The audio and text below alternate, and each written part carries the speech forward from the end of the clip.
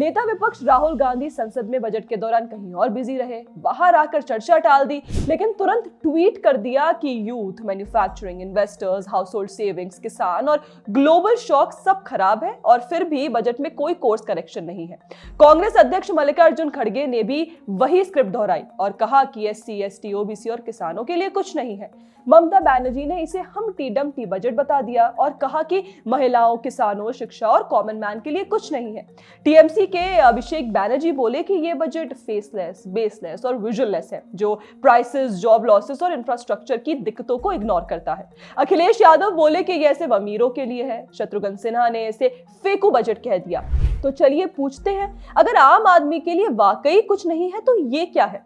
Budget में salaried लोगों के लिए स्टैंडर्ड डिडक्शन 75,000 से बढ़ाकर 1 लाख कर दिया गया। टीडीएस और टीसीएस रूल सिंप्लीफाई किए गए, जहां फॉरेन एजुकेशन और मेडिकल रेमिटेंस पर टीसीएस 5% से घटकर 2% हुआ और फॉरेन टूर पैकेजेस पर भी सिर्फ 2% रह गया।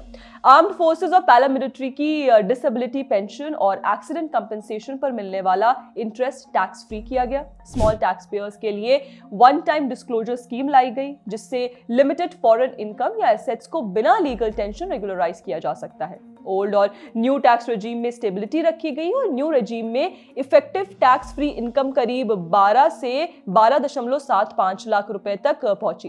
कैंसर और लाइफ सेविंग ड्रग्स सस्ती हुई, कस्टम्स ड्यूटी कम हुई, डॉक्टर्स, हॉस्पिटल्स और मेंटल हेल्थ पर फोकस बढ़ा। अब बताइए, क्या ये सब मिडिल क्लास और आम जनता के लिए राहत नहीं है? अब आते हैं किसानों पर। कहा जा रहा है कि किसानों के लिए कुछ नहीं है, जबकि एग्रीकल्चर और लाइट सेक्टर्स के लिए 1.3 से 1.63 लाख करोड़ का एलोकेशन हुआ है, जो पिछले सालों के मुकाबले बढ़ोतरी है। डिपार्टमेंट ऑफ एग्रीकल्चर का बजट करीब 1.3 लाख करोड़ है। पीएम किसान स्कीम जारी है 63,500 करोड़ के साथ और हर एलिजिबल किसान को 6,000 सालाना मिलते रहेंगे। फर्टिलाइजर सब्सिडी बढ़कर करीब 1.7 लाख करोड़ हो गई है, जिससे खाद सस्ती होगी और इनपुट कॉस्ट कम होगी।